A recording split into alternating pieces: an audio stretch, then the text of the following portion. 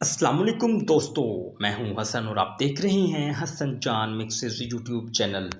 ख़वातीन व हज़रात, आज आपको बताते चलें कि ये पाकिस्तान औलियाए किराम की मौजूदगी की वजह से बचा हुआ है अभी तक। लास्ट दिनों में आप लोगों ने कराची की सूरत हाल का मुलाहज़ा किया होगा कि वहाँ पर एक इतना बड़ा साइक्लोन आने वाला है कि कराची को तबाह बर्बाद करके रख देगा। इसी तरह आपको बताएंगे इस वीडियो में कि किस तरह कराची जो है इतने बड़े हादसे से बचा है। अल्लाह का फजल है कि हमारे पाकिस्तान में औलियाए किराम के मज़ारात मौजूद हैं, जिनकी वजह से आज पाकिस्तान बहुत सी आफात और बिल्लियात से महफूज है। तो आज आपको अब्दुल्ला शाह गाज़ी की करामत से बताएंगे कि किस तरह कराची जो है इनके मज़ार की वजह से अल्लाह ताला के करम से ये बला टली है। अब्दुल्ला शाह गाज़ी की करामत से साइंसी वजूहात तक कराची हर बार समुद्री तूफ़ान से कैसे बच निकलता है, ये सवाल उठाया साइंसदानों ने। इसके जवाब में आपको बताते चलें नाज़रीन, जब बहर अरब में मौजूद वाइपर जॉय नामी समुद्री तूफ़ान शुरू हुआ तो इसका रुख कराची की तरफ था और सोशल मीडिया पर यह बहस शुरू हो गई कि क्या ये तूफ़ान कराची के साहल से टकराएगा या नहीं। अगर हम इस बहस के पस मंज़र को जानने की कोशिश करें तो ये बात वाज़ेह होती है कि सन 1990 के बाद से जितने भी समुद्री तूफ़ान आए हैं वो कराची पहुंचने से कबल ही अपना रुख तब्दील करने पर मजबूर हुए, या किसी की शिद्दत कराची से टकराने से पहले इतनी कम हो गई कि शहर ही महफूज रहा। कराची के बाज़ मुकामी लोगों और ख़ास करके यहाँ मौजूद दरगाह अब्दुल्ला शाह गाज़ी रहमतुल्लाहि ताला अलैह के मुरीदों का मानना है कराची यहाँ दफन बुज़ुर्ग हस्ती की करामात की वजह से समुद्री तूफ़ान से बच जाता है। इस पर यह बहस भी अहम है कि कराची के इस बार या हमेशा तूफ़ान से बच जाने के पीछे अब्दुल्ला शाह गाज़ी रहमतुल्लाहि अलैह की करामात ही हैं या फिर इसके कोई और साइंसी वजूहात भी हैं। अब्दुल्ला शाह गाज़ी रहमतुल्लाहि अलैह से मुतल्लिक बात आगे जाकर, मगर पहले माहरीन से ये जान लेते हैं कि समुद्री तूफ़ान क्यों आते हैं और हालिया तारीख़ में ऐसी कुदरती आफात से कराची की बच जाने की वजूहात क्या हैं। कराची के प्लेट्स रुकावट का काम करती हैं। कायद-ए-आज़म यूनिवर्सिटी में शोबा अर्थ साइंसेस की प्रोफेसर डॉक्टर मोनालिसा ने BBC को बताया कि दुनिया के अक्सर ममालिक इस तरह के साइक्लोन को रोकने के लिए दीगर पेशगी इक़दामात के अलावा साहिल समंदर पर दीवार तामीर करते हैं ताकि तूफ़ान इस दीवार से टकरा कर ज़्यादा नुकसान का बाइस ना बने। तो नाज़रीन, इनके मुताबिक कराची 3 प्लेट्स इंडियन, यूरेशिया और अरेबियन की बाउंड्री पर वाक़ है, जो समुद्री तूफ़ान के लिए कुदरती रुकावट साबित होती है।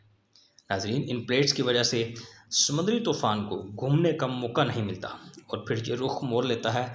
यूँ अपनी जोग्राफिए की वजह से कराची हर बार बच निकलता है। ताहम डॉक्टर मोनालिसा के मुताबिक इसका ये मतलब हरगिज़ नहीं कि हर बार ये प्लेट्स इस शहर को महफूज रख सकती हैं।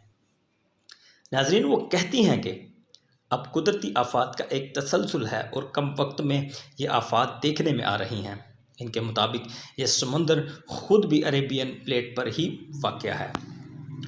डॉक्टर मोनालिसा के मुताबिक जहाँ ये प्लेट्स कराची के लिए अहमियत अख्तियार कर गई हैं, वहीं ये पाकिस्तान के लिए बड़े ख़तरे का सबब भी बन सकती हैं। पाकिस्तान और ख़ित्ते में ज़लज़ले भी इन प्लेट्स के मूवमेंट की वजह से आते हैं। यूँ ये सब अनासर मिलकर कुदरती आफात के इम्कानात को बढ़ा देते हैं। नाज़रीन, इनके मुताबिक Pakistan 3 high active plates margin पर वाक़ है, जिस वजह से ये मुल्क आलमी हिद्दत और माहौलियाती तब्दीलियाँ होने के बावजूद सबसे ज़्यादा मुतासर है। इनके मुताबिक यही वजह है कि अब ज़लज़ले भी बहुत कम वक्फे से देखने में आ रहे हैं। डॉक्टर मोना के मुताबिक रकबे के लिहाज से पाकिस्तान इन प्लेट्स की बहुत छोटी सी जगह पर वाक़ है, मगर इनके असरात पाकिस्तान पर कहीं ज़्यादा मरतब होते हैं। डॉक्टर मोनालिसा का कहना है कि एक तरफ पाकिस्तान को ग्लेशियर्स की तेज़ी से पिघलाव जैसी सूरत हाल का सामना है, जो सैलाब का सबब बनती है, क्योंकि इस वक्त दुनिया की दूसरी और तीसरी बड़ी चोटियां पाकिस्तान में हैं और वही ये सूरत हाल ज़लज़लों और समंदरी तूफ़ानों को भी जन्म दे रही हैं। इनके मुताबिक पाकिस्तान इस चैलेंज पर काबू पाने के लिए तैयार नज़र नहीं आता और इस वक्त हमारा इन्हसार बाहर के ममालिक के डाटा और तहकीक पर ही होता है। डॉक्टर मोना के मुताबिक इंडिया ने इस हवाले से बहुत काम किया है और इन साइक्लोन से निपटने से मुतल्लिक मैकेनिज़्म बहुत बेहतर बनाया है। अच्छा, अब बात कर लेते हैं कि समुद्री तूफ़ान क्यों आते हैं। डॉक्टर मोनालिसा बीबीसी को बताया कि ऐसे तमाम कुदरती आफात जिनका ताल्लुक पानी से होता है, इनकी बुनियादी वजह टेम्परेचर यानी दर्जा हरारत होता है। इनके मुताबिक पाकिस्तान में जून के महीने में सतह समंदर पर दर्जा हरारत में 2 से 3 दर्जा हरारत इजाफा दिखने में आया है। चीफ मेट्रोलॉजिस्ट डॉक्टर सरदार सरफराज के मुताबिक सादा अल्फाज में साइक्लोन दर्जा हरारत और हवाओं के दबाव की वजह से पैदा होते हैं। इनके मुताबिक दर्जा हरारत अगर इसी समंदरी तूफ़ान को जन्म देते हैं तो फिर हवाओं का दबाव इसकी रुख का तयन करता है। सरदार सरफराज के मुताबिक मई और जून में बहीरे अरब, शुमाली इंडिया और बे ऑफ बंगाल में ये साइक्लोन बनते हैं। ताहम इनके मुताबिक गुज़श्ता बरस ये साइक्लोन सिरे से बने ही नहीं। नाज़रीन किराम, आपको बताते चलें कि चीफ मेट्रोलॉजिस्ट सरदार सरफराज कहते हैं कि इन समुद्री तूफ़ानों का ताल्लुक सबट्रॉपिकल विंड से होता है। इनके मुताबिक सतह समंदर, मिडल और अपर विंड्स इन तूफ़ानों में अहम किरदार अदा करती हैं। इनके मुताबिक जब समंदर का टेम्परेचर सतह से लेकर 50 मीटर नीचे तक 26 से 28 दर्जे सेंटीग्रेड हो जाता है तो फिर ये इनकी अलामात है कि कुछ गड़बड़ है। इस सूरत में ज़्यादा बुखारात बनना शुरू हो जाते हैं और जब मज़ीद ऊपर ये बुखार आ जाते हैं तो गर्म होकर ऊपर जाकर ठंडी हो जाती है और यूँ डाइवर्जेंस शुरू हो जाता है। तो नाज़रीन हज़रात, आपको बताते चलें अब्दुल्ला शाह गाज़ी रहमतुल्लाहि अलैह किताबों में मज़ार का ज़िक्र है मगर ज़्यादा तफ़सीलात नहीं हैं। अब बात करते हैं इन अब्दुल्ला शाह गाज़ी की, जिसके बारे में बहुत से लोगों का मानना है कि इन्होंने कराची की जानब आने वाले समुद्री तूफ़ान को थाम रखा है।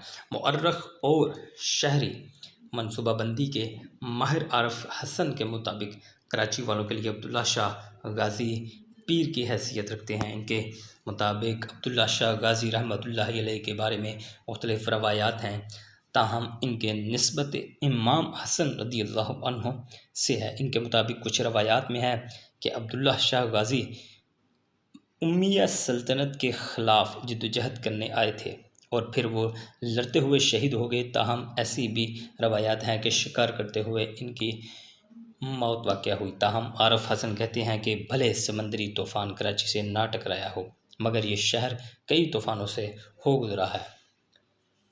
मुसन्नफ़ व तजज़ियाकार नदीम फ़ारूक प्राचा ने बीबीसी को बताया कि वो अब्दुल्ला शाह गाज़ी के मज़ार के करीब ही रहते हैं। इनके मुताबिक ये एक छोटा सा मज़ार होता था जिसकी तोसी वज़ीर आज़म ज़ुल्फ़िकार अली भुट्टो के दौर में हुई और अब ये एक बड़ा मज़ार बन चुका है।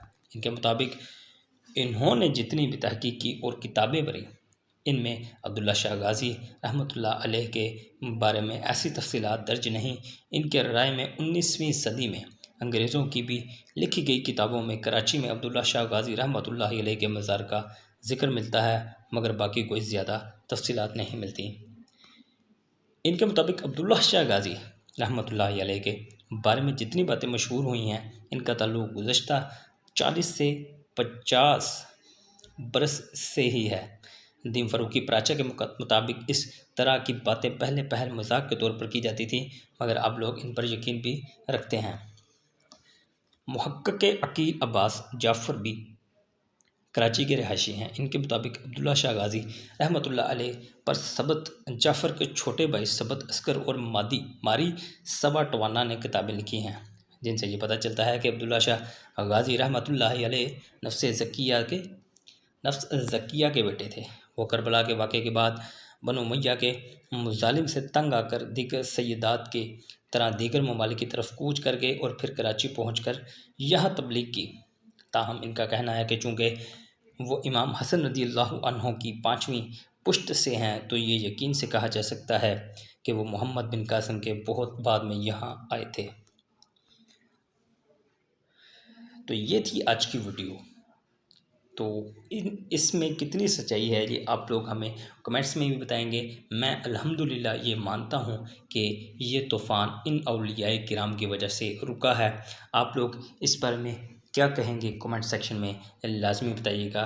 मिलते हैं नेक्स्ट वीडियो में, दुआओं में याद रखिएगा हसन जान को। मिलते हैं अगली वीडियो में। अस्सलामु अलैकुम।